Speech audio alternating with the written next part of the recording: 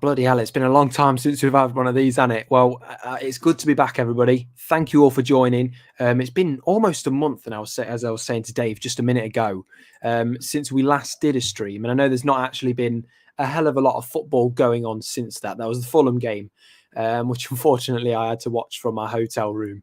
But luckily I had some chocolate with me anyway, to keep me going. You know, it was a Lindt 70% chocolate bar. Would you believe it, Dave? Was it Belgian chocolate, Jamie? This wasn't. I was in Spain at the time, so this is. It's been a bit of travelling the last couple of weeks, and obviously went to watch the internationals, which me and Dave are going to talk about later. Because I thought that there was a couple of star performances, in probably I think all three of them, and I'm referencing Williams, Johnson and Hennessy. I thought they were all excellent for Wales against Belgium. And there's been a couple of other good international performances I know elsewhere. I know that Ojeda's been playing against, I think he played for Paraguay against, there was another South American team in a friendly. And he's on loan, I think, over at Real Salt Lake, it might be. Yeah. Real Salt Lake, yeah. So he's over there at the moment. Jamie Freuler for Switzerland against Spain, mate. Yeah, and he was that in a 4-2-3-1, I think they played.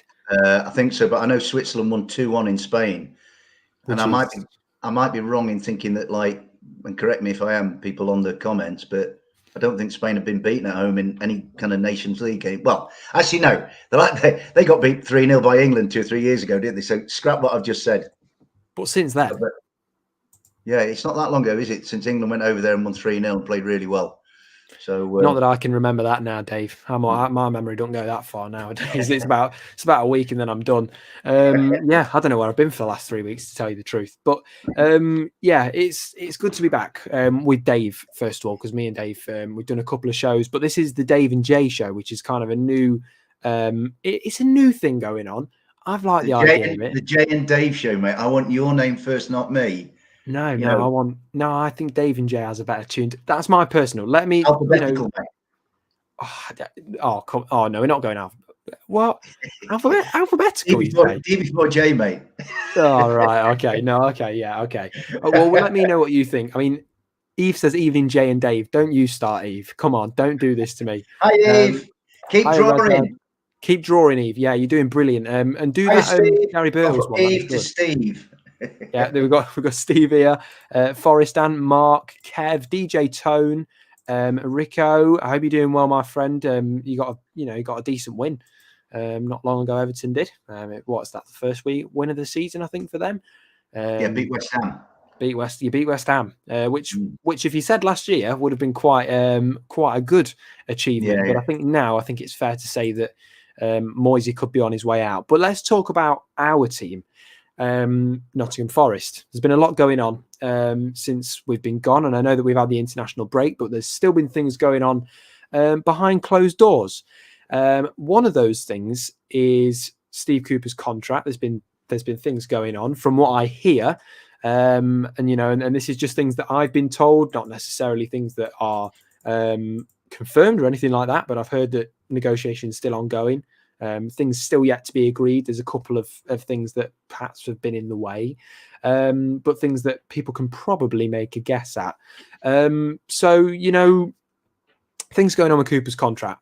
I want him to sign the contract. You can call me Happy Clapper. You can say I'm not saying it how it is. But for me, it's not about pleasing anybody. It's not about, because I don't know Steve Cooper on a personal level, so he's not going to see me saying this. So I'm not there to please him. I'm not there to please anybody. I think Steve Cooper's the manager that I would want to be managing this club, even if we went down, right? And that's not an ideal situation. It's not ideal. If nobody wants to get relegated, of course, especially after spending such a large sum as we did, and buying as many players as we did. And we'll kind of get into that a little bit later on as well, the buying of so many players, and a little bit more depth for people that perhaps don't understand, because there's still people that don't understand the situation at Forest. And it's good to see some of you joining in as well. Mark, Chris, Jolly, Ollie, Jigsy's Workshop, Pets, Plants and Fish Tanks. Are you doing well? Warren, Adam, Paul, it's good to have you all in. Don't forget, like, subscribe, comment, and also, if you can, please share this to Twitter and any other social media platform you have. And remember, we are finalists. This channel is a finalist in the Football Content Awards. For Best Young Creator. So, Dave, I think you kicked off. You may have kicked off this trend. He kicked off this trend, Dave did, I tell you. So what regard, James? I got to thank you for this, Dave. You've made this happen. But for everybody that's voted so far, thank you so much. If you haven't, then it's on my community posts on YouTube. Now let's get into Forest. Dave, as I say, lots of stuff going on. Cooper's contract, something that's caused a bit of controversy, because I know at the start of the season people just said, "Oh, he's agreed in principle. Let's just get it signed and let's get it out of the way." But now people are starting to turn a blind eye to it and say, "Actually, I'm not so sure if I want Cooper to sign a new contract. I think we could see a new manager in a few weeks." I don't see that happening. I think there's a project going on here. And I think using Olympiacos as an example isn't useful, because Olympiacos is a different team with Champions League ambitions at this point, and they expect high stuff in a league where really they should be winning every week, right? But it's a different situation here. So how do you feel about this whole situation, signing the contracts and the potential sacking of Steve Cooper? Well, it puzzles me somewhat, Jamie, that it has rumbled on a bit. But and I, as you say, I don't know Steve Cooper. I don't know the inner workings of the club. I'm not so arrogant as to assume that I know what's going on within the club. I'm just a supporter. I just look in from the outside. So I'm not here to make pronouncements as kind of statements of fact about Nottingham Forest. But it does strike me as being slightly odd. My personal view is that I'm slightly surprised that Mr. Marinakis and his people haven't begged Steve to sign it after what happened last year. And also, but then, there must be some little issues knocking about. Steve will have his own personal issues. Maybe they're to do with family and domestic stuff and things like that. That's just me trying to make a guess. I wouldn't say it's educated, but it's me trying to make a guess from my distance, Jamie. But I know for a fact I want him. I want him to be our manager. What I would say as a counter to that is that what I want, what you want, Jamie, and what a lot of Forest supporters want might not necessarily sway Mr. Marinakis or sway Steve.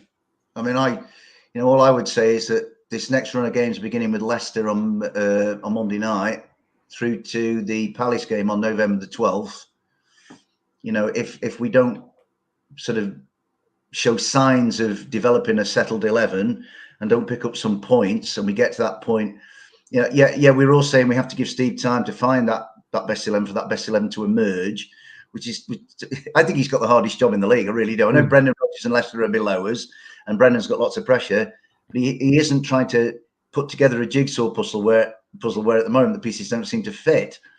So, Steve's going to need some time, but obviously it's a result-based business. Modern football doesn't really grant time to people. And I think that it's this idea that Mr. Marinakis has invested heavily in Nottingham Forest, and he may get to a point, if results don't pick up, and worst of all, while Forest are trying to find themselves, get cut adrift, Mr. Marinakis may take a different view to the one that I would and the one that you might, Jamie. So I think I'd like Steve to get his name on the dotted line, as soon as possible, because I just think he's a superb manager. To me, he's our best manager since Frank Clark, and that's no disrespect to Dave Bassett, Paul Hart, and Billy Davies, who did good things in their own right. But Steve is the first since Frank Clark to get us back into the top echelon, and I just think he's built a rapport with us supporters. He's built a rapport with the club, with the ownership, and actually with the city. And he's bought into it. He did his research. He came here prepared. He didn't just, like a lot of the managers have just come into Nottingham, not got it, made no impact, and then departed swiftly. Steve has come and done that. So I would like him very much to sign a contract. But, he doesn't listen to me, quite rightly. Mr. Marinakis doesn't listen to me, quite rightly. I'm just a bloke who sits in the Trent End, buys his programme, drinks his bottle of water, watches a football match, and tries to take a view. But I personally would like Steve to sign. But I think that the thing with Forest is there are a number of different threads going on. The Steve's contract, there's trying to get the best 11, trying to find an identity, and needing to pick up points. And there may come a point where these threads end up being tied together. And And at that point, I will be as powerless as all of the Nottingham Forest supporters because it will come down to the owner. You know, but I would like to sign it, Jamie. Definitely, I think he's a superb guy. You know, he just creates a good atmosphere and a good vibe wherever he goes. You know, and like there were going to be setbacks. I think what we have to do as supporters is not kind of get sort of overly hysterical about stuff. You know, there are 8 months and 31 football matches left. And as I said last week to somebody, you know, teams that are playing really, really well now may not be playing so well in months to come, and teams who are playing poorly at the moment, and that's us. And the table doesn't lie.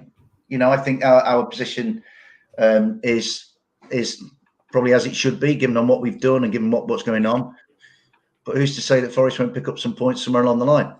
And that's why, Dave, and I said from the start of the season, when people were doing place predictions, because of course people do that. I don't like to do match predictions because I'm a bit superstitious. I won't do certain things on match day when it comes to talking about the score. I mean, I know we do it sometimes with Rads, but I'm going to let you do that now because I'm not doing it anymore. Just in case, I'm going to come and do the interview with you. But when it comes to score predictions, so Rad Dad, keep this in mind.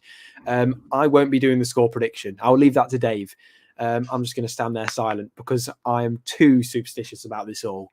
But for me, obviously, I think as well, and this is by no means an excuse. Obviously, we brought in, I think it's 24 players now with Kanyurich as well, the goalkeeper coming in.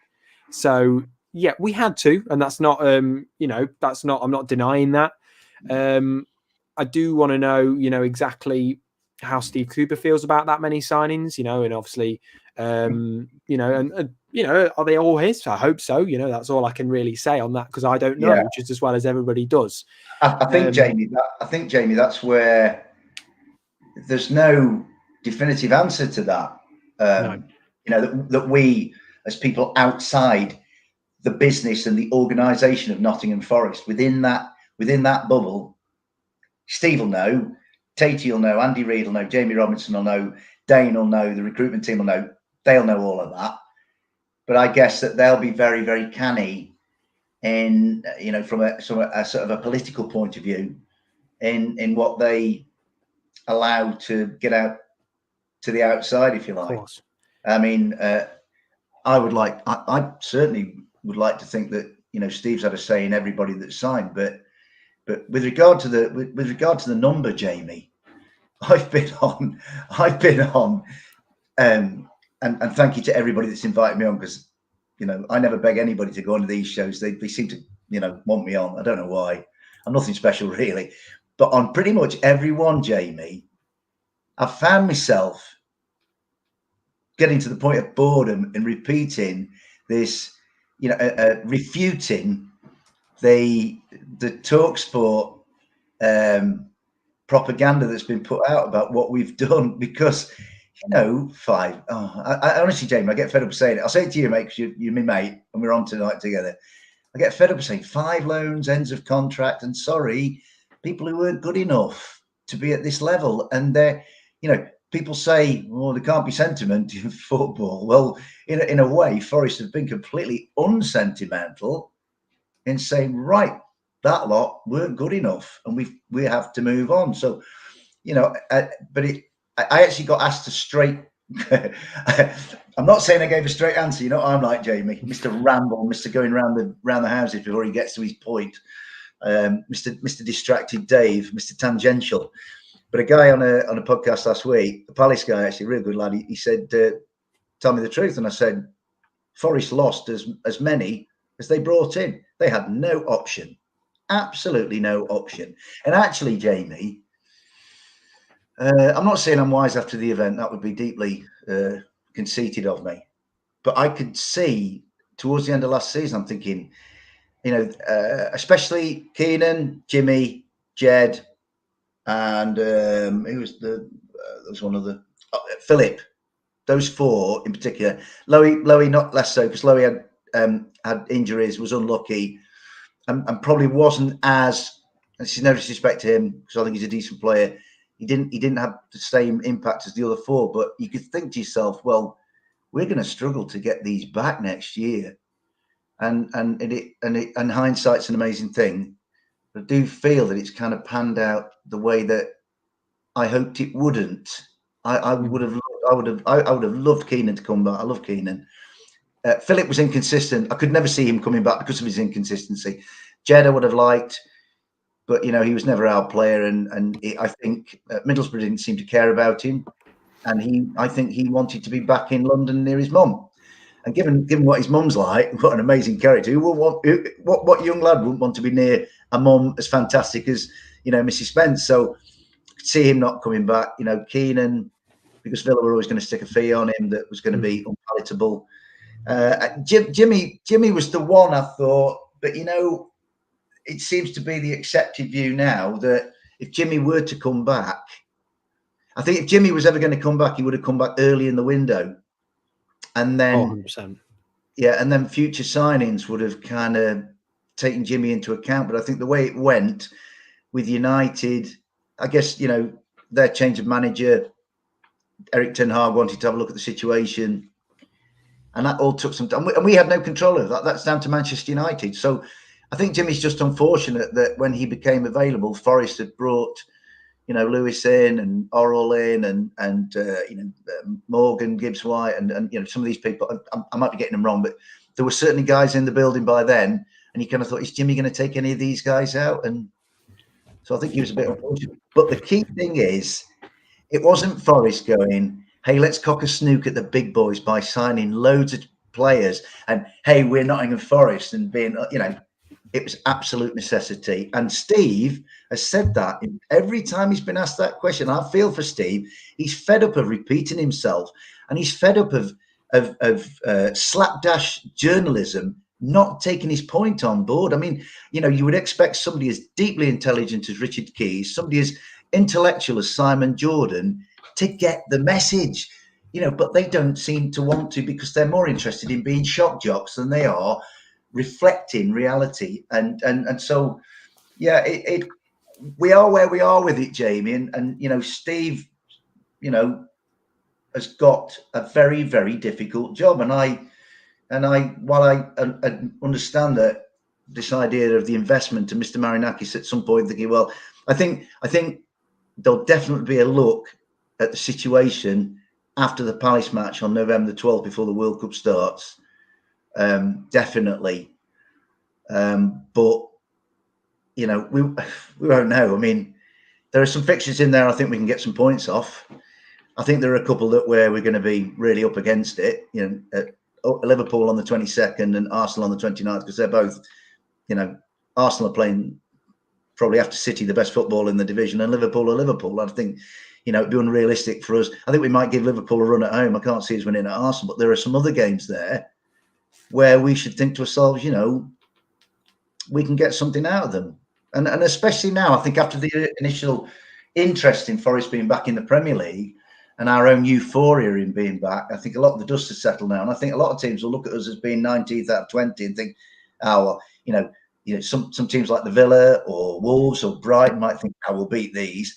And that might just help Forest to be a little bit written off. So, it's going to be an interesting period between October the 3rd and November the 12th. And I'm for nobody more than Steve Cooper, I think.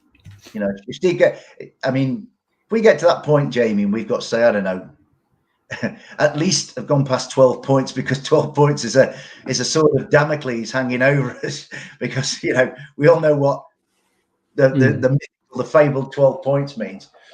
But I think if we get to the break and we've kind of picked up, a couple more than that, 3 more than that, then it's not too bad, Do you know? And do you know what I make of all that? I think you're right. And I think when it comes to people, and I do want to talk about this, and there's no disrespect to those that were at the club last year, because they helped us get where we are. They were main parts of why we are where we are now. If it wasn't for them, we wouldn't have been able to buy all these players and to do these things. And, if it wasn't, if it came to this season and we were in the Championship, we would want them back.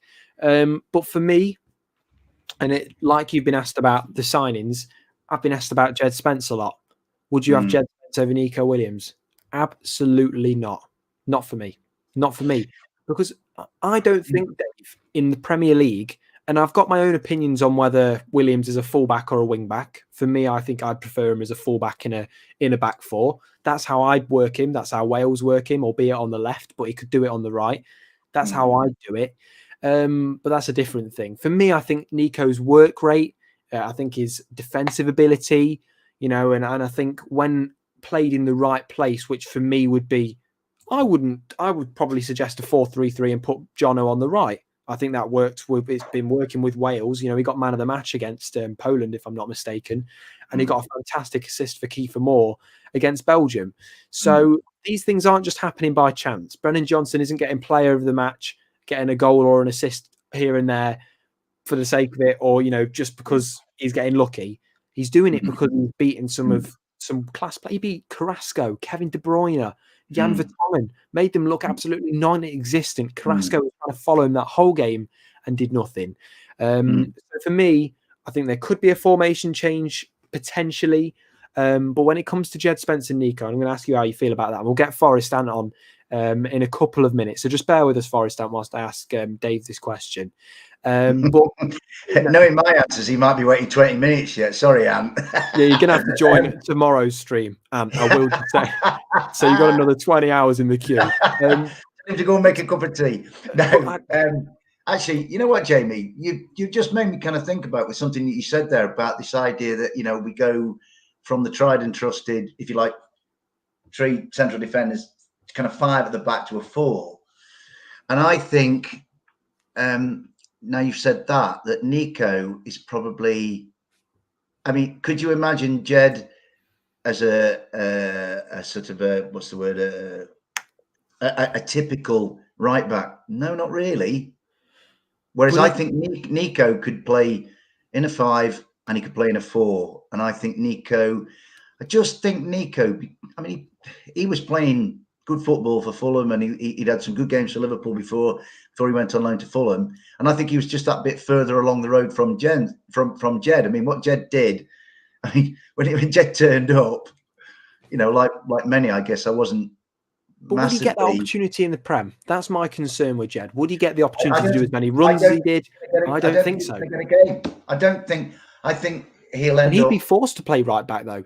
I think he'd be forced in the end to go and become a fullback because of the amount of, because how many attacking runs is he going to get? And that's another concern I've got with Lodi is actually, and I'm not concerned yet because he's only just started, and I know there's probably communication barriers, and it's not concerned per se. But from what I'm seeing now, he's not a player that hasn't got ability, because he's got skill, he's quick and whatever else, and he's not an awful player. No. But I'm seeing now, that perhaps his defensive abilities aren't the most fantastic, but that man can put a cross in from anywhere. So I'm seeing the opposite from Lodi to what I'm seeing from Williams. Yeah. So it's a tough one.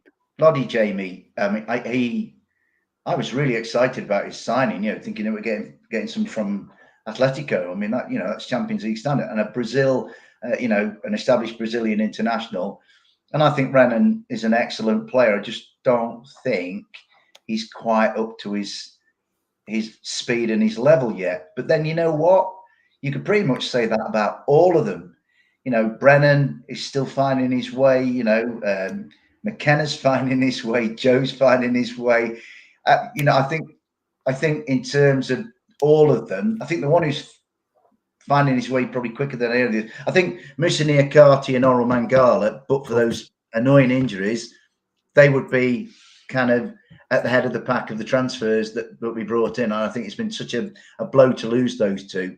But I think of the others, the one that to me seems to be settling the quickest is Lewis O'Brien. And I think Lewis O'Brien, I think he's the first person, certainly after the Fulham game, where I think right across the fan base, everybody's saying, well, probably after Dean, because, we can't forget Dean, because Dean has been fantastic. Dean's had to be fantastic given the number of shots that we've given away.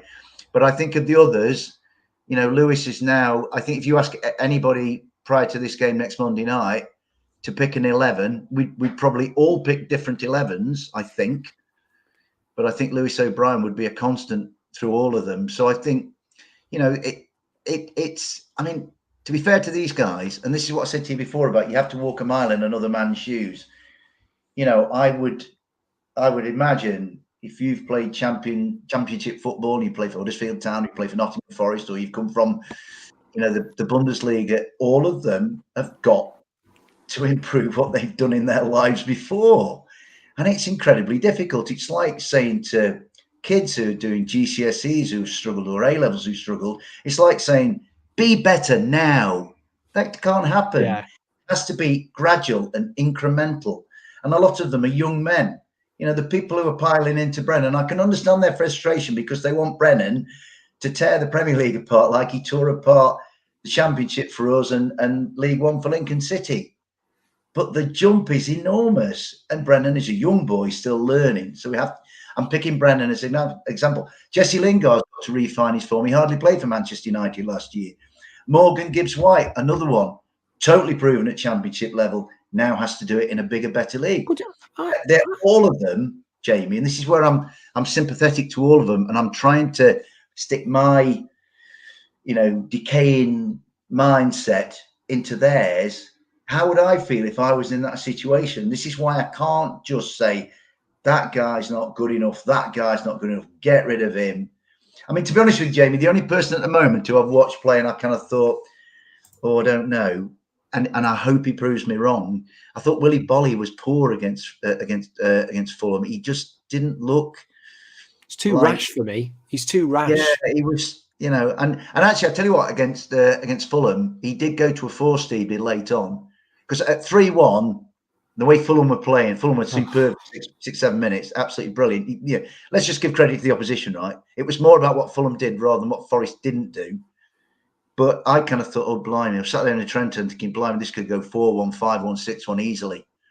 And that would have been truly damaging. But you know what?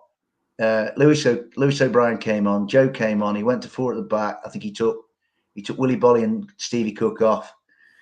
And while I think Fulham were always just about going to see the game out and manage it, Forest gave Fulham more to think about from 3-1 to the rest of the game than they probably had done before. So I quite like that.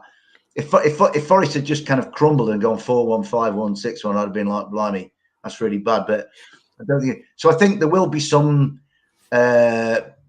formational changes coming, and you have to be adaptable. Of course. In this league. It's so demanding, but there's a long way to go. And we might come back. You might come back on November 12th, Jamie. We're adrift, and then it's looking grim. But at the moment, these guys can go to Leicester next Monday night and get something. I mean, get a point.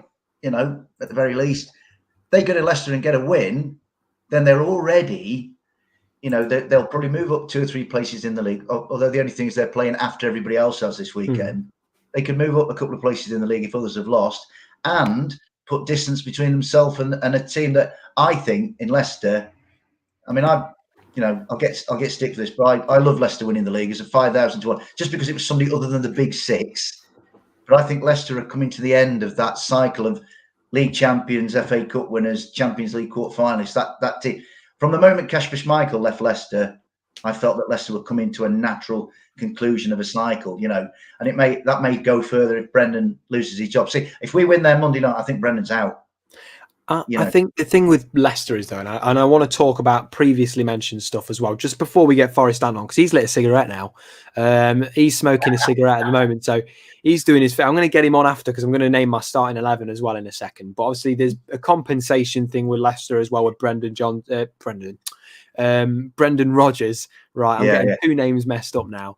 And there's been reports of 10 million here and all this kind of thing. I don't know if that's 100% true. But I know it's not going to be a small amount of compensation, right? That's just how it is. But in terms of starting 11, we talk about players, and I'm going to go for players that, I mean, I would say Dennis at left wing, but I really haven't seen him play that much. So for me to just go and say, chuck him on the left wing, that's it. I would be interested to play with Loddy as a left winger, right? And in this formation, a 4-3-3, Hendo in goal, but there's got to be improvements to his distribution. That's something that we've got to work on. We've got to get the ball out quicker. Much better than Nick Pope, but I mean, much better than Nick Pope. That's not even a question. But look at Samba's distribution. We need something like that. We need to play quicker out of the back for me, from him specifically, but he's been good. And I think when the defence is sorted, he will come good. And I think he's not been awful anyway. I think he's got the third most saves in the Premier League this season at 29, I think it was, compared to Nick Pope at 30. As a back four, I would have, when Richards is fit, I would have him at left back. Obviously, for the moment, it would be Toffolo. I'd have McKenna, and then potentially Bade, or, it's a really tough one with the other central, defender position, really, for me. But it'd be McKenna and someone next to him, so you can make your own verdict of who you'd want. Right back, Neco Williams. The midfield three, probably O'Brien and Mangala, and then Morgan Gibbs-White just in front. And then for me on the left, Lodi.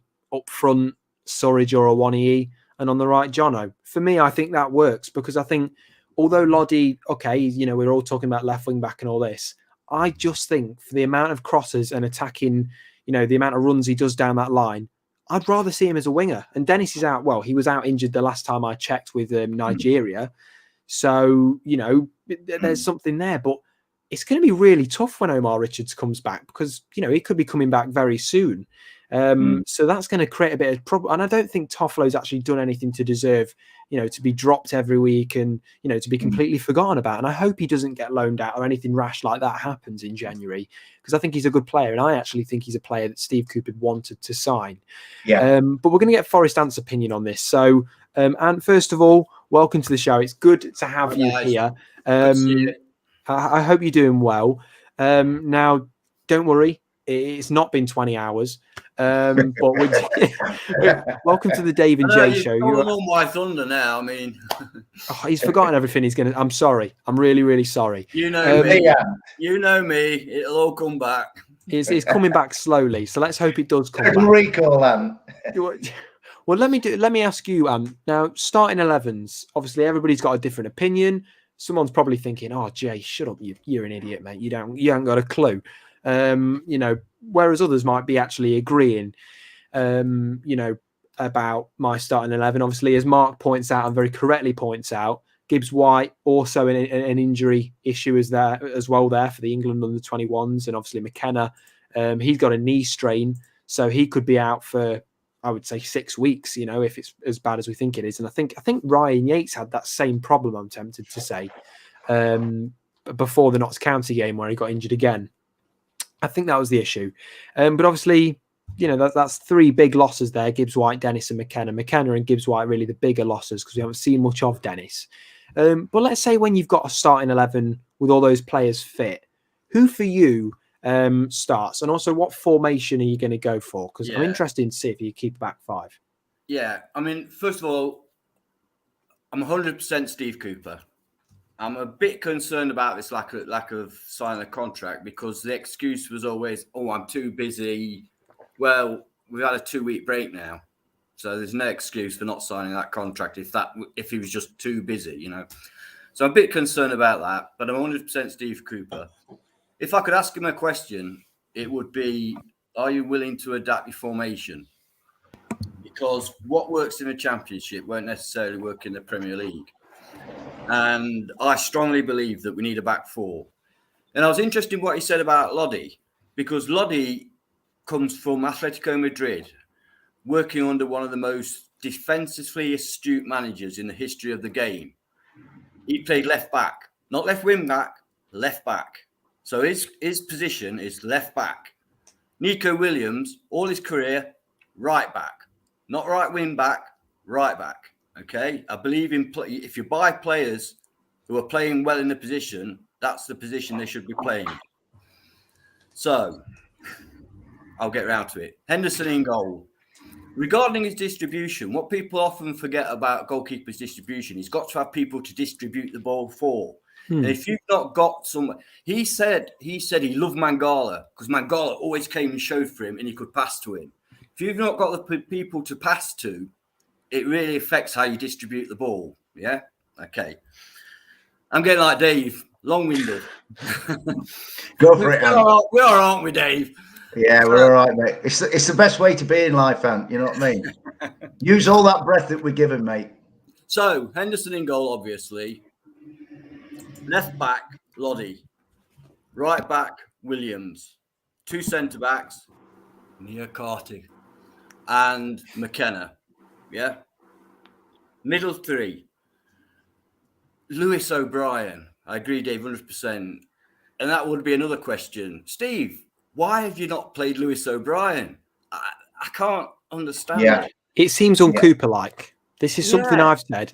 I think some of these decisions don't seem like decisions that he's making, which is odd to say, but it doesn't seem like it for me. Yeah, because he is such an obvious benefit in that midfield, So, okay, I won't go on much. So, O'Brien and Mangala, absolutely. Just in front of them, Morgan Gibbs-White. Jono, again, in his proper position on the right wing. That's where he should be playing, in my opinion. Left wing, I would go with Dennis. Dennis for Watford was magnificent on that left wing. And middle, Taiwo. Okay. Now, come on, argue with that. I dare you. No, I don't think I can. I mean, I know that people are saying about Taiwo and everything that's going on. And, to be honest, I think with the Fulham game... Give the guy a chance. Well, I mean, he's still got 2 goals and however many... he's not really had that many starts. So exactly. And Forest fans have got to understand, we're not in the Championship winning every game. That's not going to happen. We're on 4 points. That's crap. But with 4 points off Newcastle, we're in 10th place. 4 points. But equally, though, there was 2 games I think we could have got 3 points each from. And we have to look at that as well, because it's okay us going, we've got this many points and, we're not that bad, or we're not as bad as this person. And because it's when people get me and they go, and they're all saying it on Facebook and stuff, in a serious way as well. Oh, yeah, well, at least we're not as bad as... I mean, you can't compare yourself to that. Right. We've got to aim high. We've got to aim higher than that. You were at Everton, weren't you, Jay? Yeah, I was, yeah. Yeah, I was at Everton. Would we have conceded that goal if Niakate was there? I don't think so. No. What's Everton? Fans have got to be patient. I'm even interrupting Dave now. They've got to be patient. Forest fans have got to be patient and realise this is not our team. That team that started against Bournemouth and Fulham is not our team. You've got Niakate, you've got Mangala, you've got Emmanuel Dennis. We've got Freuler, who could come in. That middle 3 I had, Freuler could come in because he is a fantastic football player. And we've seen him play against Manchester City and Fulham, I think. Give the guy, and also he was playing. I love Ryan Yates, biggest fan, but he was playing with Ryan Yates, not Oro Mangala. Ryan Yates can't start for me, and I'm not saying that because I'm not jumping on the Slater train for any player, because I'm not a believer in slating players, going in for them, because I know some people do, and I know some people actually like to hear that. Weirdly, I think within the fan base, and if you don't like people, if you like people going out and just going out for players after a game, if they've played bad and just completely going for them, feel free to unsubscribe. Out there that make their living off just being negative. And pundits as well. There's pundits that go and do it. Your job is not to go out there and try and destroy someone's living and their job, because that's what it is. It's a job. They give 6 days a week to it. And I just want to say as well, what Steve Cooper sees on the training pitch, you don't see. So people that are going, why is he picking Jono every week? He hasn't done this, this, and this. Arguably, Cooper's not playing Jono in what I would assume is Jono's best position from what I've watched. When I watched him against Belgium, he came up against someone like Jan Vertonghen, who, yes, is an older player, but he had Yannick Carrasco watching him, Kevin De Bruyne, Axel Witsel. He got past all 4 of them, and then went and got an assist for Kiefer Moore, who, by the way, I would love to see at Forest, Kiefer Moore, as much as I don't like him for that night. In that horrible, horrible moment where I was very much nearly in tears. He's a very good player. And I think he's a massive, big guy, must be 6'5" or 6. Yeah, he's fantastic. And I think you're right. And I think as much as I do like Ryan Yates, he's homegrown. He brings a good spirit to the club. He's very positive, ambitious, cares a lot about Forest. People that think these players don't care and they don't try, that's not the case. These players will go home. He wouldn't be vice captain otherwise. No, but he'll go home and beat himself up about the game. The captain and the we all know Yates. We all know how much Yates loves the club. We all know that. Yeah, in dispute. And I think that I mean, you know, picking your best 11, I do think it depends on formation personally. I mean, I was on this Olympiakos thing the other night. I saw you. Yeah. I can't talk Greek, Ant. I could say, I said to him, I'd seen the Guns of Navarone, but that was about as much Greek as I knew. I'm surprised you didn't say it's all Greek to me at some point. You know, I was like, I knew about. I told them I'd read the Iliad and the Odyssey, but that was about as much as I knew. But I mean, the best 11 I picked then was with a 5 at the back, and this is with everybody fit. And I went Dean, Joe, Musa, Scott, Neco, Renan Loddy, Lewis, Orrell, Morgan, Taiwo, Brennan. But if I'm going 4 at the back, right, I'm going Dean, Neco, Moose, Scott, Renan. Then I'm going O'Brien and Mangala. That's 6. I'm going Morgan because I think Morgan's got an X factor. Same as mine so far, Dave. Don't spoil it. No. To me, Morgan was so close to making it 2-0, you know, putting Brennan through against Fulham, and some other little bits and bobs didn't come off, but they will come off at some point, right? I want Brennan out wide because I think that's where Brennan's at his best. Get Brennan as a winger. That's what Brennan loves doing. He did it for Wales. Rob Page isn't obfuscating by, you know, having Brennan playing weird stuff, and that's not to decry what Steve's doing. As I say, although I would say the only thing that Steve has puzzled me with is not picking Lewis O'Brien, but I think we're all agreed on that. And Steve would probably look back and probably say, well, you know what? I slightly did miss a trick because Lewis came on and stuck it up at him by playing so well when he came on. The game, yeah. I want Brennan out wide, Morgan in the middle doing his box of tricks. I like Emmanuel Dennis out on the right, out on the left, cutting down on his right foot. I saw him at Grimsby, and yeah, it's only Grimsby. So there is that qualification and what I'm about to say. But Emmanuel Dennis... Still got to work hard. Still got to work hard, though, even against Grimsby, right? And people... And then I think, actually, one thing that we are now all agreed on, and I saw it on Gary Baldy Red podcast, I've seen it on lots of other stuff, is that we need a centre forward and a focal point up front. And I think Taiwo, slowly but surely, I don't think he's tearing up any trees yet, but he's getting there, is doing that up front. And I tell you what... Dave, your team's exactly the same as mine. Yeah, but I think, Ant, what I would like to do is I'd like to know more about Loic Bade. He's an enigma at the moment. We don't know about Loic Bade. And with that team, sorry, Dave, but with that team, look at our bench. Yeah. Some great players to come on our bench. You know, you've got Freud to come on, you've got Bade to come on, you've got Jesse Lingard to come on. Well, Jesse Lingard. You get Yatesy to come on. Yeah. I tell you what, Yatesy, no, you know, making my assumptions about Ryan from where I'm sitting, and I don't know Ryan, but I know he's total heart, he's total commitment. He loves the club. And when we're talking about managers seeing stuff on training grounds that we don't see, I think when Ryan got his start with Forest and he got put in the first team, I think that's because he really impressed Martin O'Neill and especially Roy Keane on the training ground. If Roy Keane really rated Ryan Yates, and I think he bullied maybe in his Keaney way to Martin O'Neill to put Ryan Yates in, right? So if Roy Keane sees something in a player, we all have to kind of take note, I think. So if Ryan Yates, I mean, to me, Ryan Yates won't start against Leicester, but let's not write Ryan Yates off at all. You know, Ryan Yates came off the bench at Everton, and he took us further up the field, and he had shots, and he was superb.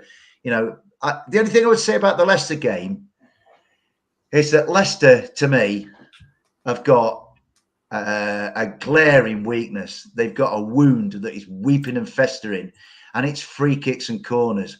And you know what? Cheku Kuyate at corners, and maybe Yatesy. So maybe Steve will think we can hit Leicester at corners and free kicks because they're so. But honestly, are they players we should be bringing on if we need to, rather than starting? I don't know. To be honest, Ant, I think Steve might look at Leicester, and this is the adaptability that we're talking about in formation and 11.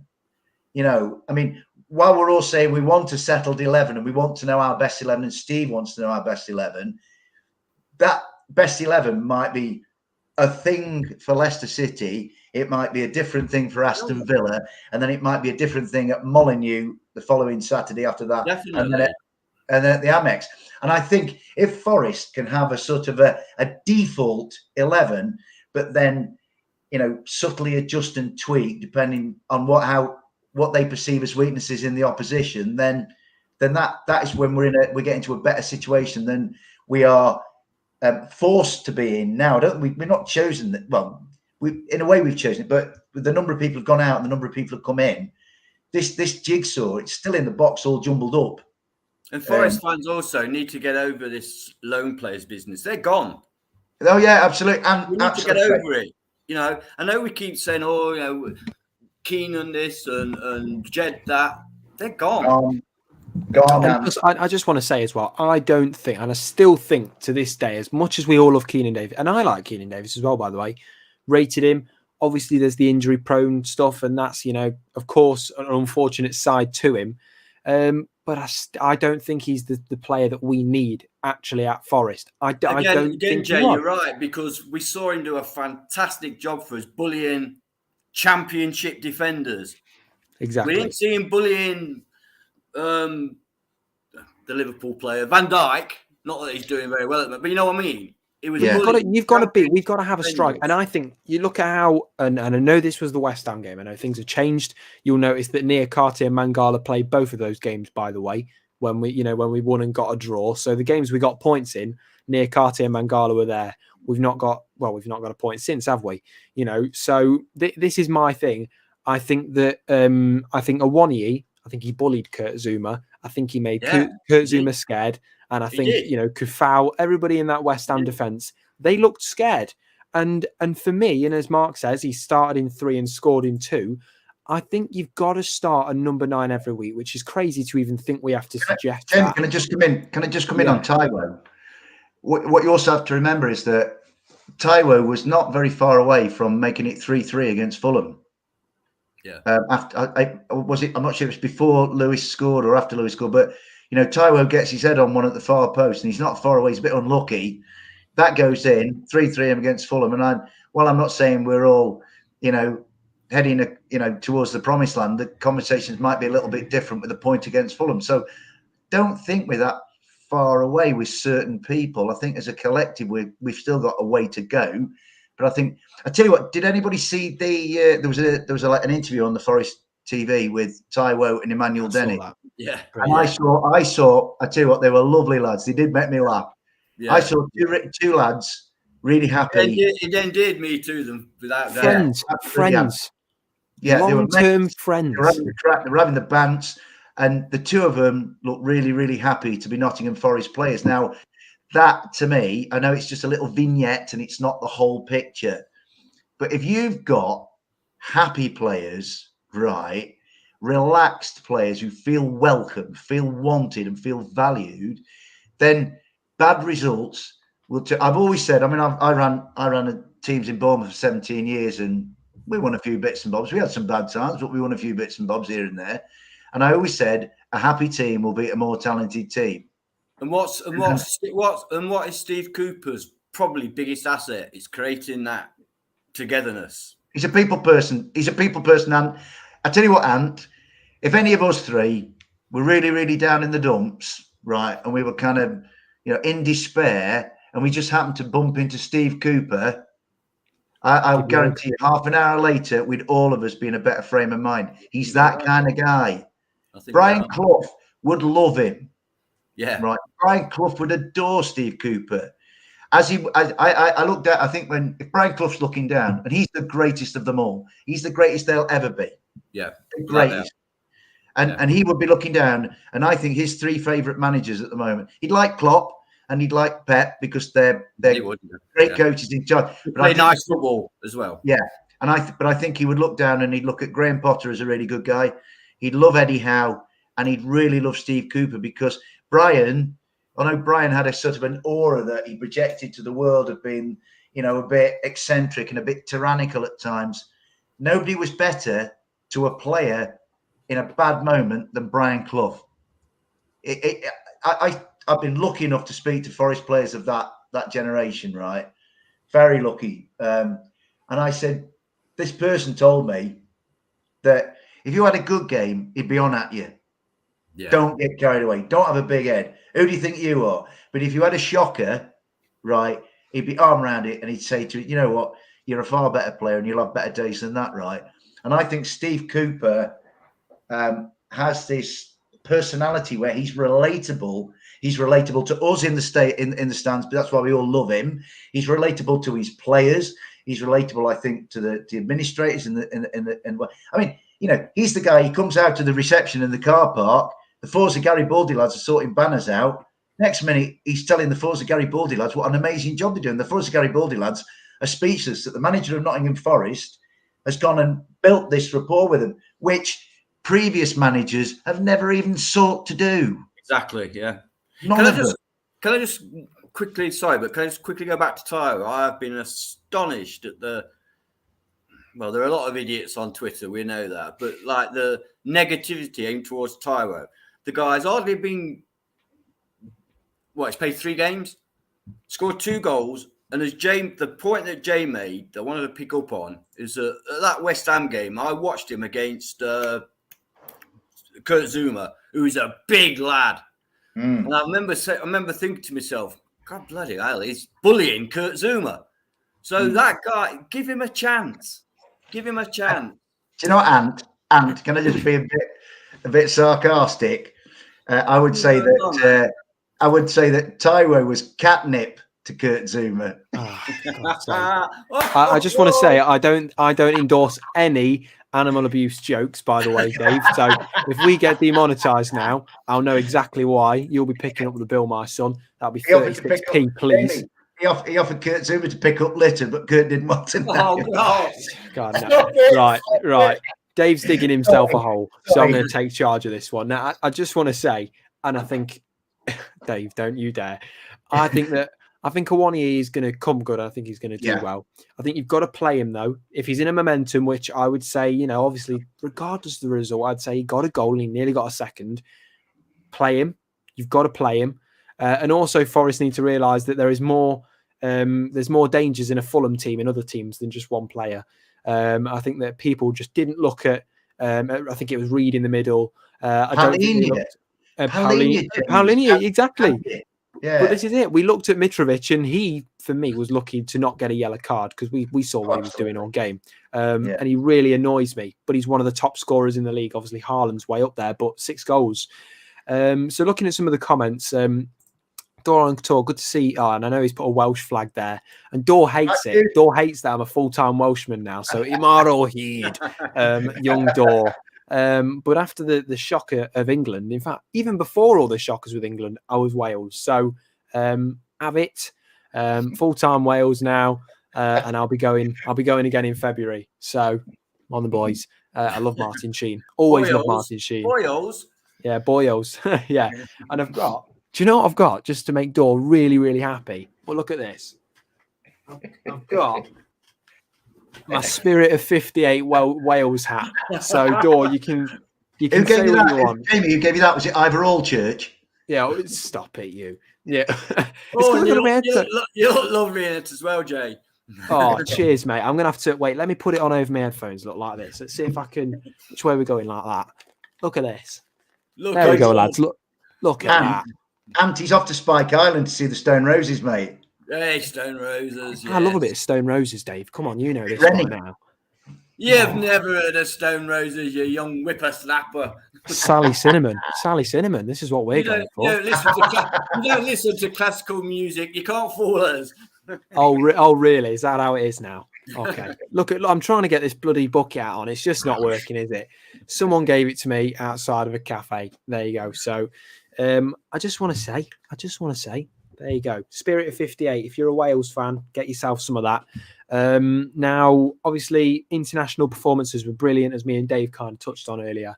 And for me, it showed why you shouldn't strike off players like. And I genuinely don't get it. And I've tried not to get too involved in Forest forums because after the Fulham game, I did. And it's like a Brexit tackled a couple of people. Like I just thought, you know what? You are talking rubbish. I don't usually respond to it anymore because I used to be awful for it. But then I thought, you know what? I'm going to leave it. But I just said, just shut up. You don't have a clue what you're on about. You're talking absolute rubbish. But it's true, because half the stuff they said, I know for a fact isn't true. And Claire, don't talk about my music tastes are brilliant, by the way. So I just want to clear that one up. Just want to clear that up. Dave will vouch for that, won't you, Dave? But seriously, though, I think for me, that the likes of Brennan Johnson, who people have just been slagging off for weeks and weeks and weeks, is going to come good. You've got to look at that. You've got to look at the game. And it's not just the Belgium game, it's the Poland game. They didn't win. I think they were unlucky not to get a goal because of the amount of cheating that was going on with the diving situation. But I'm telling you, I just think that if he's played in the right place, you're going to be able to exploit that pace. Exactly. He's going to be able to use the pace. And it's not just the pace. He's not just running. He's got skill as well. I don't know if any of you saw it, but Yannick Carrasco is one of the, I would say, Atletico's best players. And I think obviously KDB, obviously De Bruyne, there's no question of how good he is. Axel Witsel's a decent midfielder as well. And you've got Jan Vertonghen, who's brilliant. They all got, he passed them all. Do you know what I mean? This is just a young 21-year-old lad, 22-year-old lad. And that cross. You can't tell me that wasn't one of the most phenomenal crosses. A beautiful thing to behold. And when I tell you the Wales fans and the people I was sat with went absolutely crazy, it was seriously like nothing you've ever seen. And do you know what? Watching a team that is so good, glad to go to the World Cup. Like, as England fans, we've become accustomed to just going to the World Cup this year, going to the Euros, not really a bother. Let's just go and let's see how we do at the World Cup. These guys, they've not been since, the 60s? And when they got to the World Cup, it was a celebration before they'd even gone there. And I think we take it for granted often, where we actually are. But this is, just, Wales. It went from, someone told me 500 fans going to watch them to 3,000 in Belgium. 3 bloody thousand. He's not even Welsh. And well, this is it. He was born and bred in Nottingham. He is, but obviously, family. I actually qualify.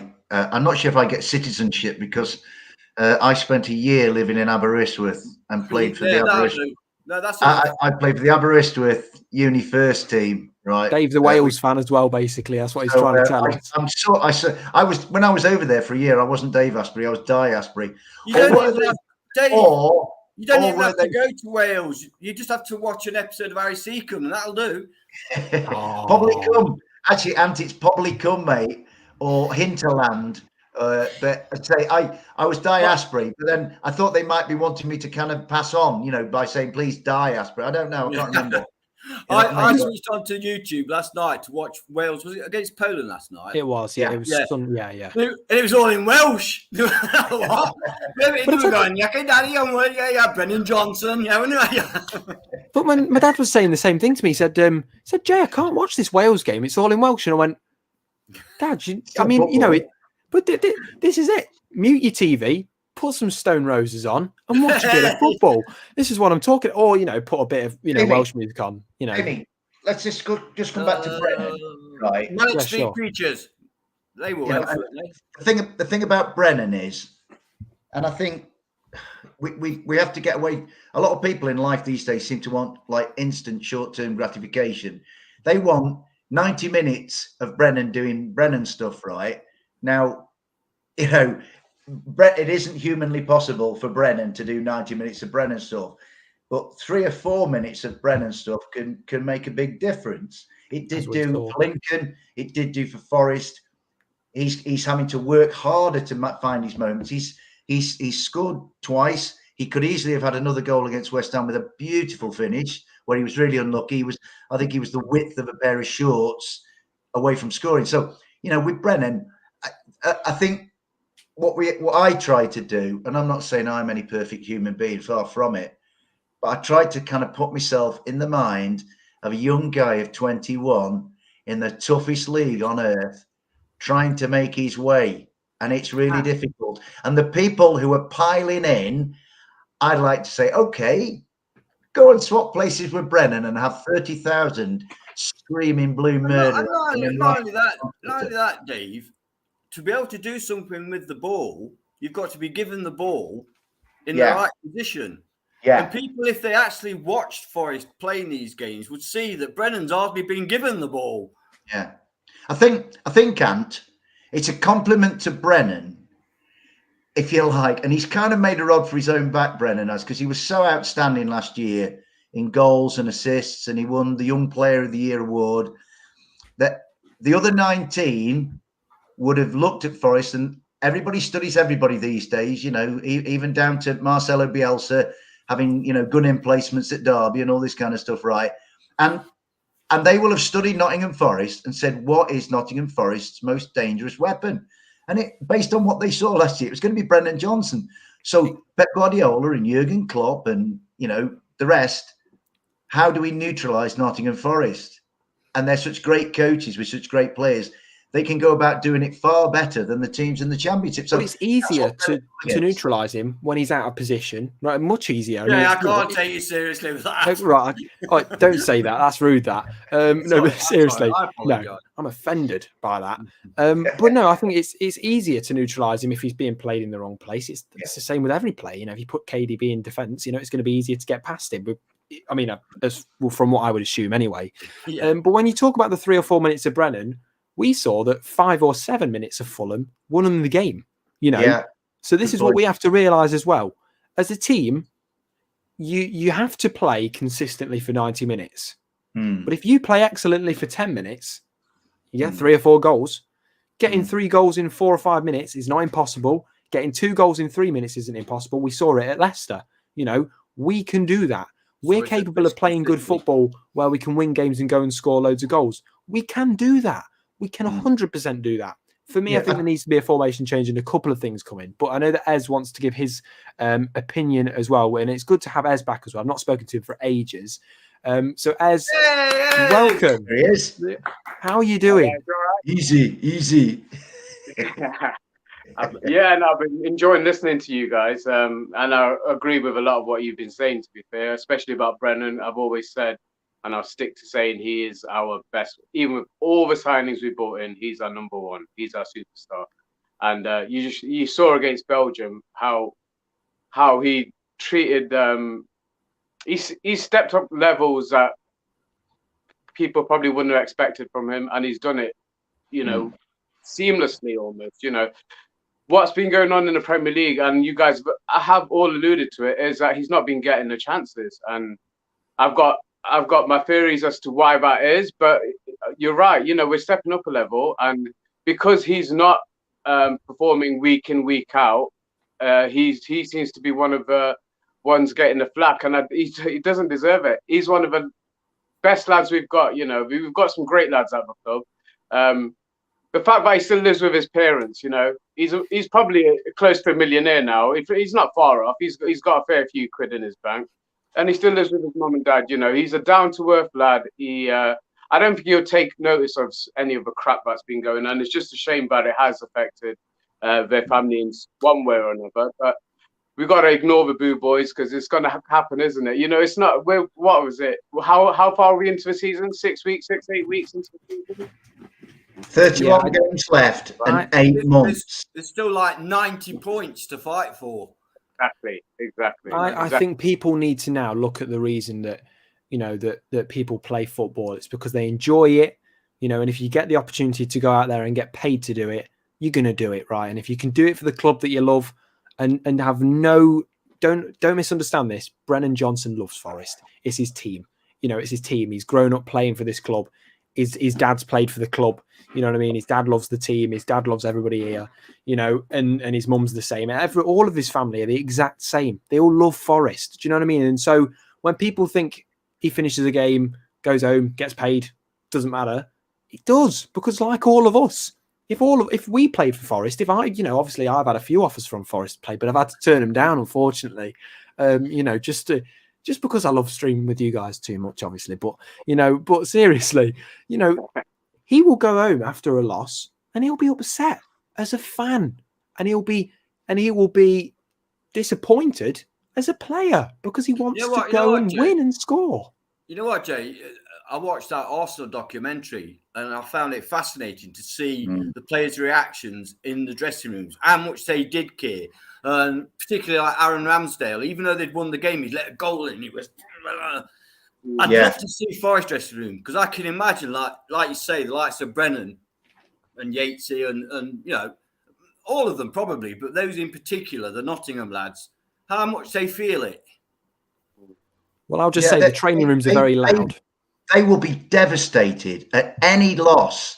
They will be particularly devastated at having proved themselves able to get leads in the Premier League and then have them taken away. They'll be devastated. What upsets me the most is this idea that in front of 30,000 people analysing every move your body makes, thousands of cameras, millions watching on the TV, that somebody could just be lazy is ridiculous.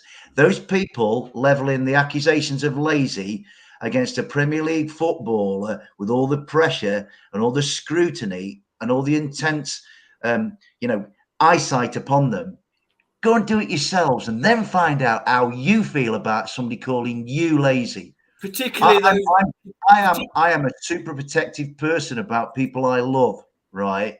And I love Nottingham Forest, and I love the lads who play for us and the lads who are good enough and better than I'll ever be, because they put on the Garibaldi red. I'm not good enough. I'll never be good enough. So they are better human beings than me, and I will love them. Yeah, there'll be times when they need to change the side and leave them out, but you do not dehumanize somebody with some of the crap that's written on this social media. Like Dave, like I say, particularly those lads that have stepped up and are trying to make their way Worrell, in the game. Ryan Yates, Brennan Johnson seem to me to be the three. There'll be people, right, and I'm on my high horse now. There'll be people going, oh, yeah, great, Yates, he's had a bad game. Great, Joe Worrell's made a mistake. Great, I can go back and I can say, I told you so. And I'm like, I told you so. Get behind these lads.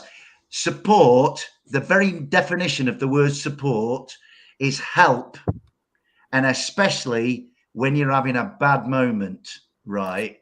So when Ryan Yates has had a bad game, or Brennan Johnson's had a bad game, or Joe's had a bad game, and they're human beings and they're not perfect, completely perfect entities, right? When that guy's if I'm having a bad day and somebody comes along and buries me, oh, what good is that going to do? None whatsoever. Dave, you're right. This is one of my things. I never, ever, and never will boo a Forest player.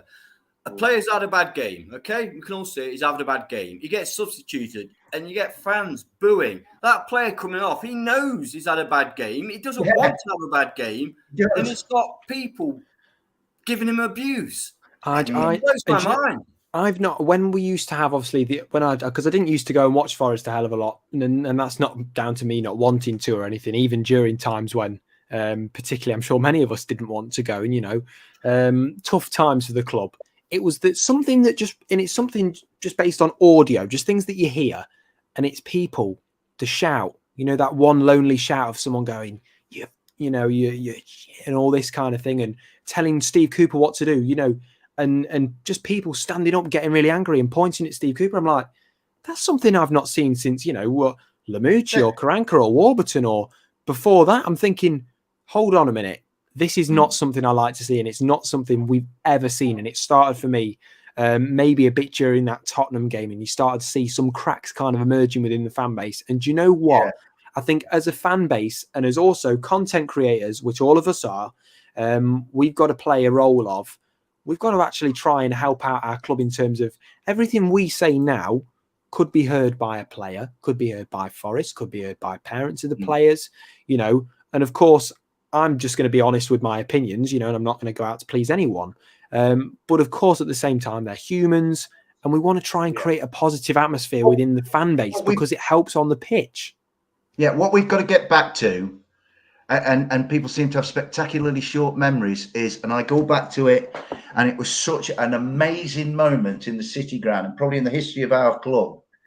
The second half of the second leg of the semi-final against Sheffield United, we were awful, dreadful, and we got through it because the people who didn't have kit on the pitch played their part as an army of 30,000, all as one, right? And people now who are not happy, they're perfectly entitled to have their opinion. Let's get one thing straight. If you want to moan, you can have a moan. If you're not happy, you can be unhappy. But the team need the 12th man. We're going to need. You know what, Dave? You know what? One of the proudest things of when we came up was the support. I was so proud of the support, and everybody was saying, "Oh, the City ground, the support." Yeah. And all these Forest fans were saying before the season started, "Oh yeah, we'll support our team no matter what."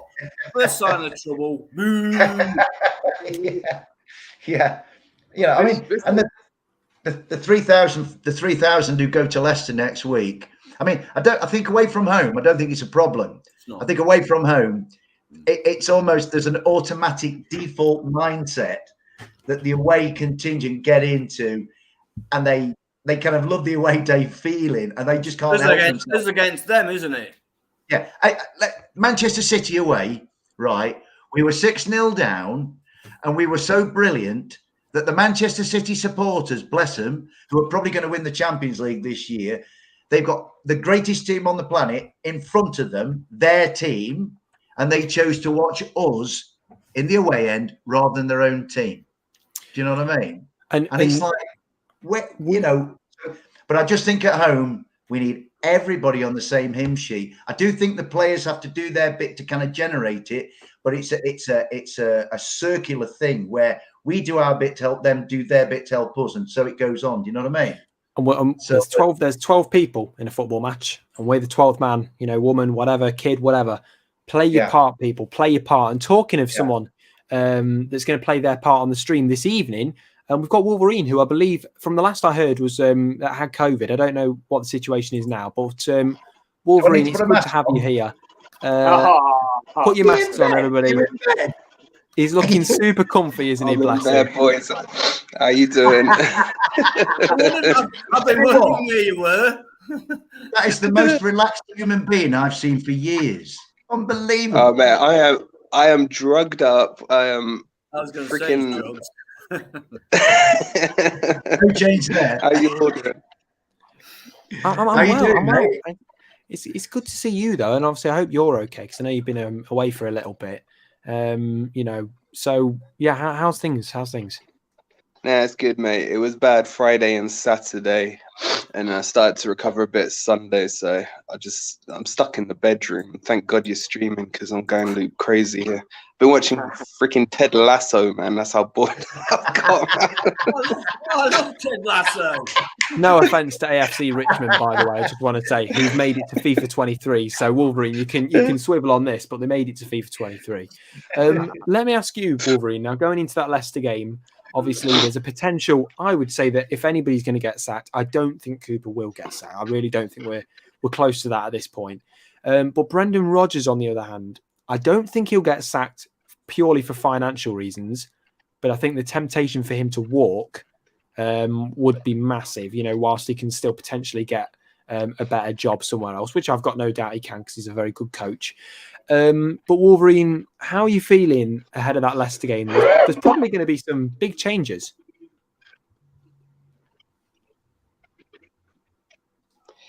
I'm nervous about the injuries that we've been picking up over the international break. I'm hearing McKenna. I don't know what's going on with Dennis, Morgan, Gibbs, White. But at the same time, it's a Niakate as well. It's like I was excited when he went away for the Senegal match. But then he came back, didn't he, after the first game? Yeah, and I put in the comments how sexy you're looking with that top on, mate. Beautiful shirt. But yeah, so when I'm nervous, I think there will be changes. It's beautiful. Well, unlucky with injuries. The man's got to wear the top, as they say, don't they? We have been really unlucky with injuries. We've been unlucky because we've had Mangala out, we've had Niakate out, potentially Morgan Gibbs-White, Scott McKenna. That's 4 injuries. Dennis, you've got there potentially a 5th. That's massive losses to our team. So obviously I'm not going to ever use any excuses for a team. Obviously there's been other teams that have had their problems because of that. Who I would say perhaps I think Liverpool, they've had a lot of injuries as well. I'm not going to be sympathetic towards them. I'm not a Liverpool fan, obviously, but they've had a lot of injury problems. And we've been really unfortunate as a team that's just come up as well to have them at quite the time we really didn't need them. But obviously Richards could be coming back, Neco coming back. And, you know, that's positive.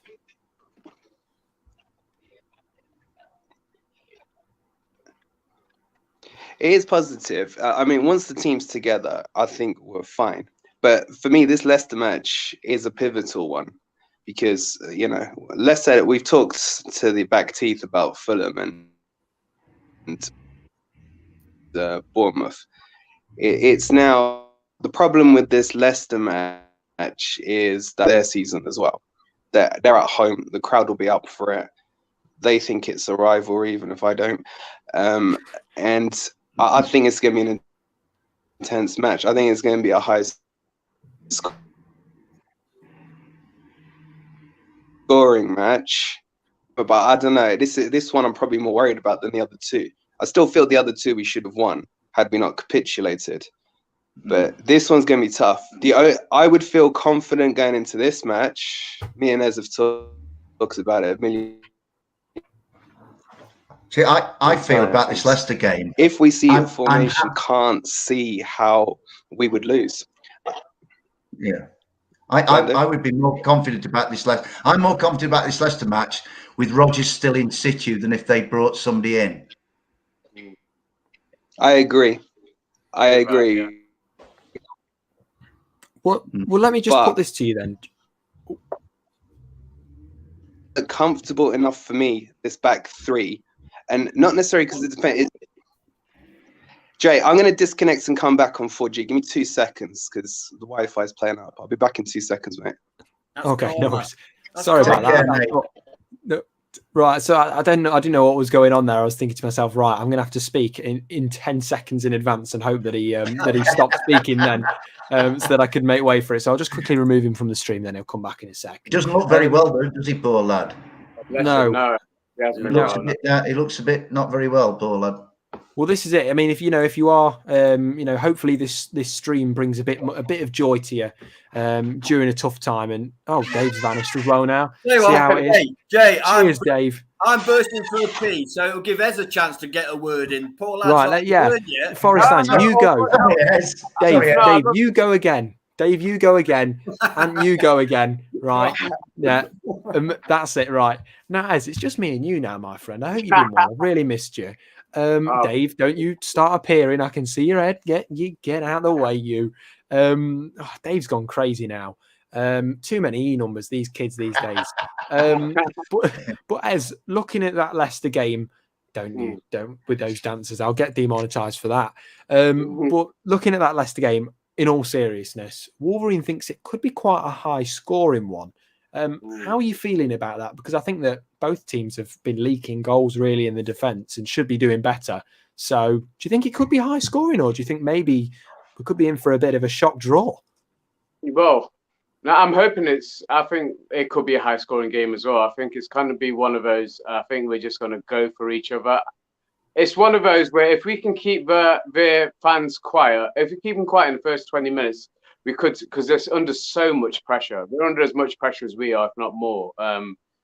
So I think that's got to be part of a game plan to keep them quiet.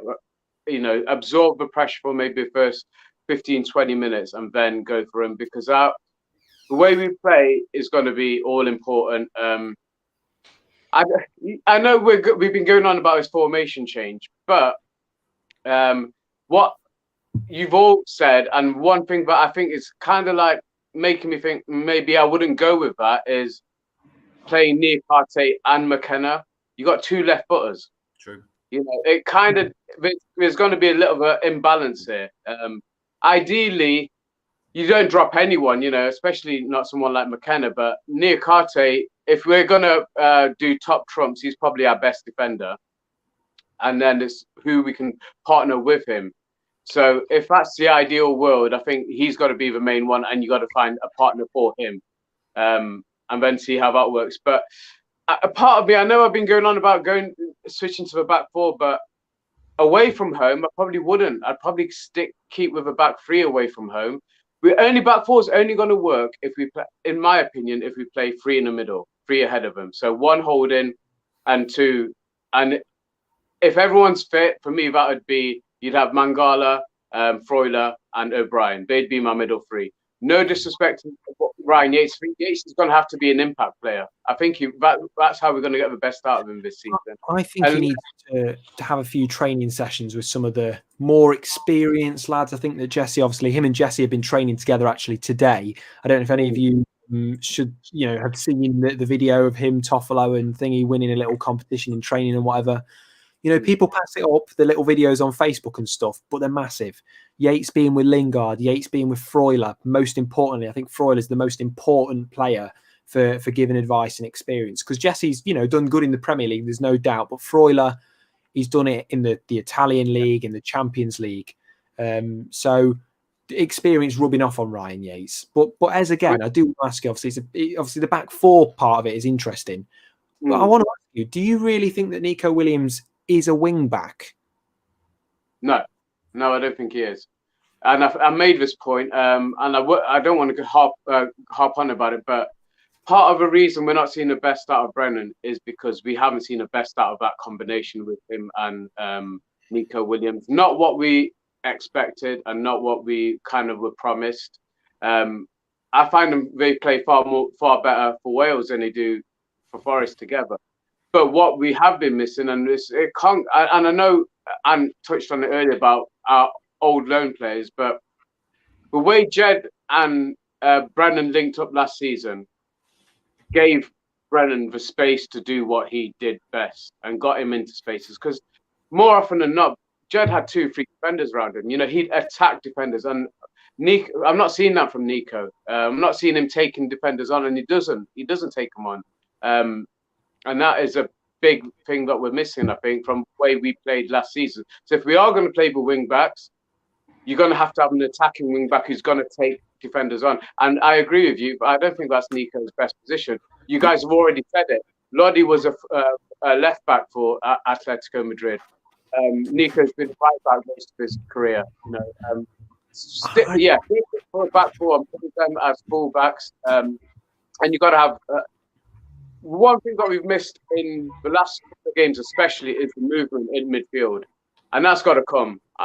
Whatever we have as wing backs and full backs, that doesn't matter. If we've got no movement in midfield, and we didn't see the movement in midfield until O'Brien came on and he started asking for the ball, and he's not scared to pick up the ball. Even Yates, he was hiding against Fulham. He wasn't asking for the ball. Freuler, I know people disagreed with me when I was on with Dor, but you can't play Freuler in a 2 with Yatesy. It doesn't work. And I don't know if you're going to play a 2 with Yatesy, and it's got to be O'Brien and Yatesy. I don't know how you can disagree with that, though, because I think that you've got to put someone that, obviously Ryan Yates hasn't really got much Premier experience. You've got to put someone at least, of the same caliber next to Freuler, like, O'Brien, or when Mangala's fit, Mangala. Surely. Yeah. The argument was that Freuler didn't do anything against Fulham, and I disagree. If you watch that game back, with 2 or 3 times he got space, little neat flicks through defenders' legs. He got players in, but that's when he got the chance. He's not a tough tackling midfielder. You can't play him in that position. So that for me was a mistake from Cooper on the night to pair them 2. And yes, it made Yates have to do two people's jobs, because Freuler isn't a defending midfielder. He's not going to support him in that way. He needs to have 2 tough tackling defenders midfielders behind him. Give him space, and he needs split second. Somebody like Morgan Gibbs-White in to get a 1-2 in. And if we play a 1-2 to his strengths, we'll see the best of him. But if we keep trying to get him to hold the ball up, he's going to look bad. His confidence is going to win. And that's the wrong way to play him. And Cooper, surely, this is my own criticism of Cooper. Surely he's had enough time in training to see that is not a 1 year's game. But I mean, time in training, I suppose, doesn't necessarily, obviously, because we don't know what goes on in training, and also we don't know, we don't know how the other coaches feel about playing him, and obviously there's lots of factors to take into it. How his attitude as well. We've got to think about, and obviously we only get a snippet of it. But you are right, and I think and I just want to say we're entering kind of the last 10 or so minutes of the stream, so I'm going to try and get some quick fire answers from all of you, because I want to get Jamie. I think the one that we've missed the most is Oral Mangala. If anybody who was at Goodison saw how well he kept the ball. Strong. Everton started really, really well, and then subtly Oral took the ball and kept it. He played some nice shot. He gave us some possession, and then he brought the others into the game, like Lewis O'Brien. And I think Oral has been our biggest miss because he keeps the ball. From what I've seen of this embryonic team, Oral keeps the ball and keeps possession better than anybody else. And I think we need him. Can I just touch on that? Because we were all there. We were at the Everton game, luckily enough, and was sat next to me. And we saw, yes, him and O'Brien dictated that midfield. But the problem was we were too scared to shoot. How many times did he get a decent position? And as soon as Yatesy came on, his first shot, it took a ricochet and, went nowhere. But he set the tone, and that changed the game for us. Yes, we were controlling the midfield before that, but we weren't being a threat until Yatesy came on, started taking a shot, pushed us further up the field. So that's the thing that's missing from Mangala's game. That's why he needs somebody around him who's going to be that person taking a shot, who's going to take that responsibility, because he'll win the ball for you. He'll dominate that midfield, but he won't score you goals, and he won't get you in those positions, and that's what we missed. We saw the difference. Came on. His goal record at Stuttgart isn't great, or wasn't great. So everything he says is dead right. But equally, there's a lot of things he does. Does it? Because that's not his job. But he does a lot off the ball as well. Like, you could argue that some people could say that Keenan Davis, and I'm going to get Wolverine on in a second just to get his opinions, because we're kind of edging towards the end. I've had basically no sleep these last 2 days, so I've got to cut. I had my driving lesson at 6 this morning, right? We're near on. Horrible, right? Horrible. I hope I drove okay. I wondered what that traffic chaos was. Oh yeah. You wondered why there was a wheel still on the curb, didn't you? Yeah, that was our wheel. But seriously though, I do think to myself, people could say, well, Keenan Davis, 5 goals for Forest. I mean, obviously, he was there since January. So he's not awful. But you've got to look at him as a forward that did a lot more off the ball as well as just scoring goals.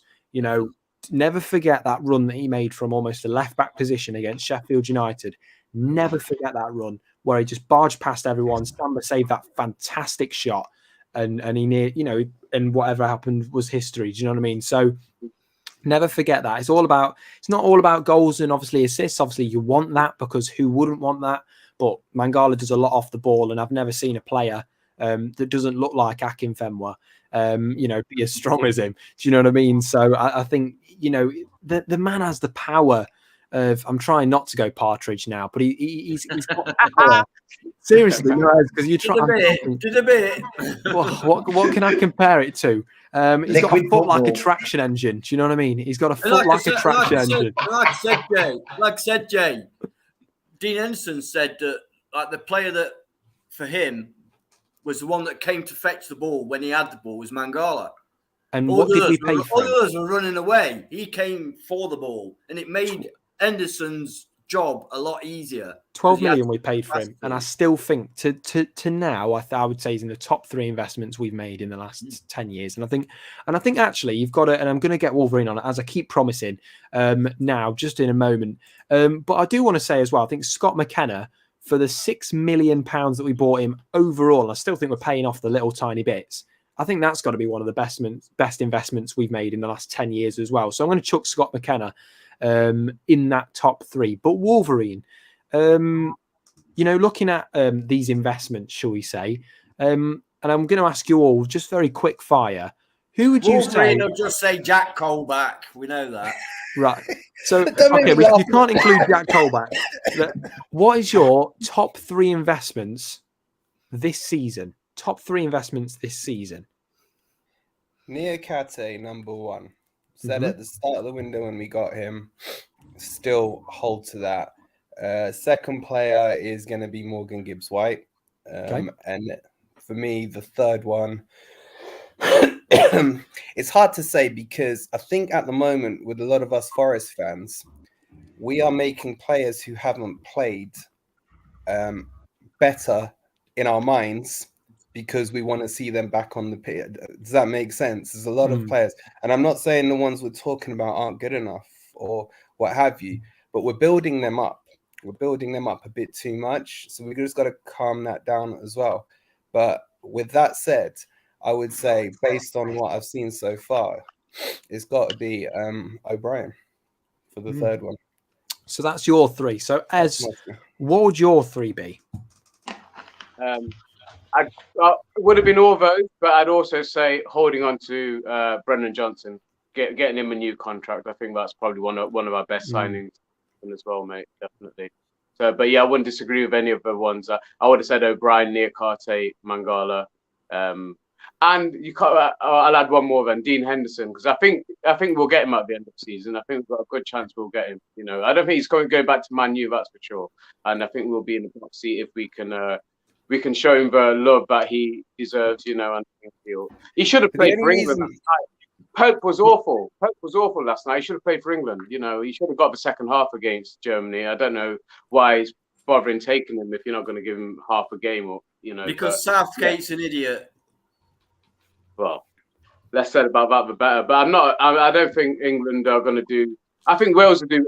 I'm with you, mate. I'm a Wales fan as well, mate. I lived in Wales for 3 years. I love the people, and I love their away kit as well. So I'm going to get the away kit. I'm not going to buy the England kit. I thought the England kit's awful, home and away. But you know what? I'm sick of. I just want to say I'm sick of Nike. I think they've been lazy with the World Cup. I think they've been really lazy with the World Cup kits.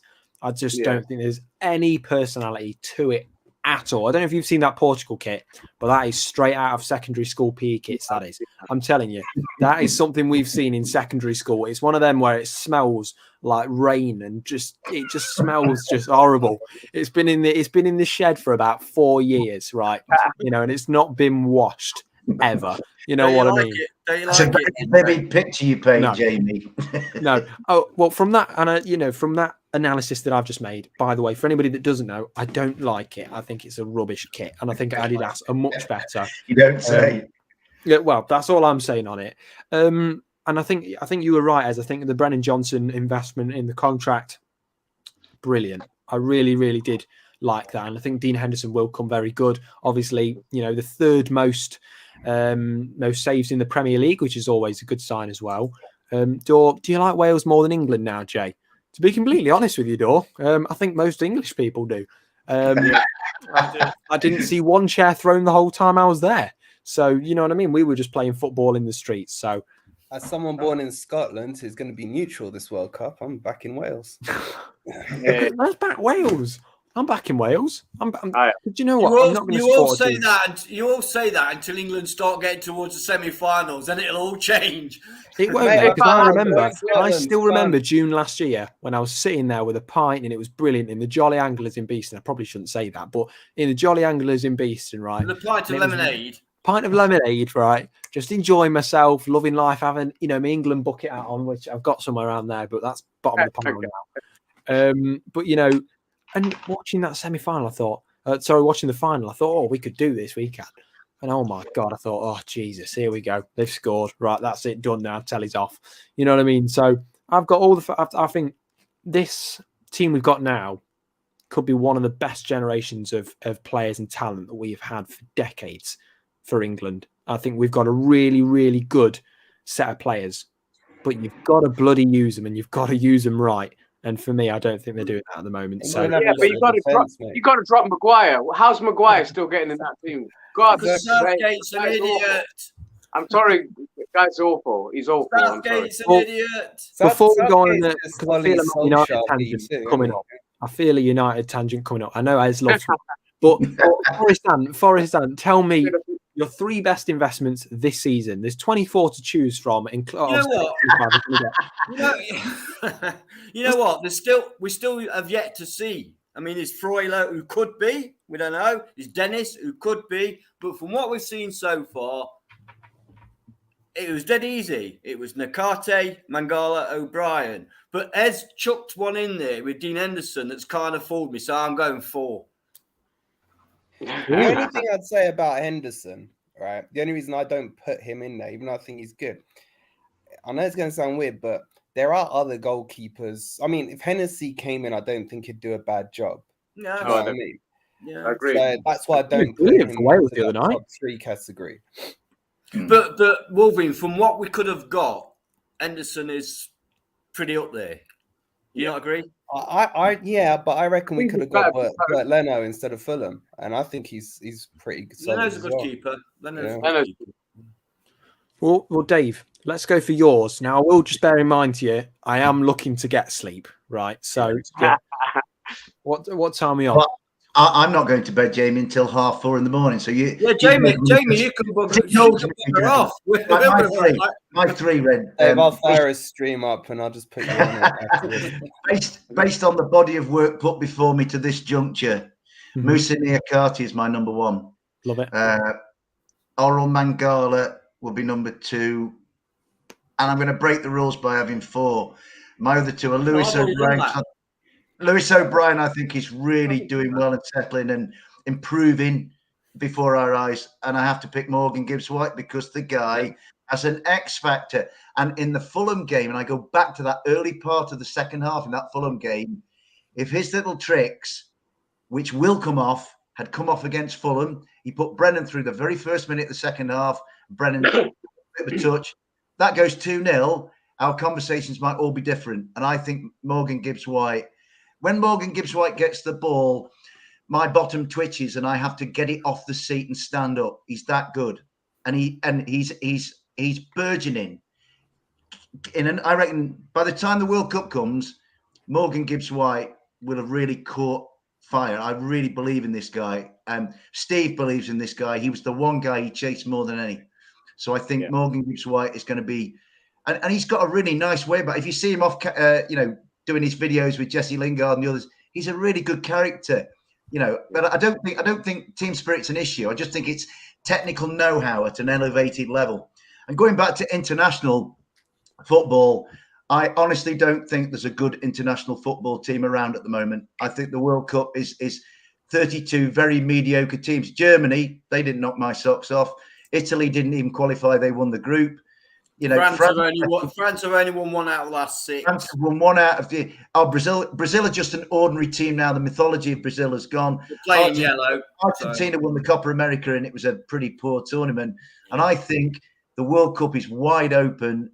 And England, it might be a great generation. I think it's a decent generation attacking wise, but it's a poor generation defensively. And I think. Why do we concentrate on defending then?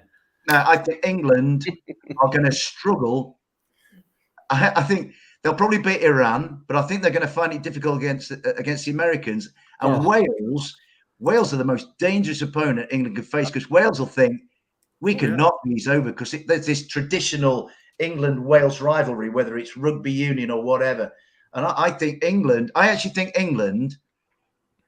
I don't think there's ever been an exciting England team. 66, they weren't particularly exciting. They were the wingless wonders. When has there ever been an England international team that we all went, oh, do you remember them? They were amazing. It's never happened.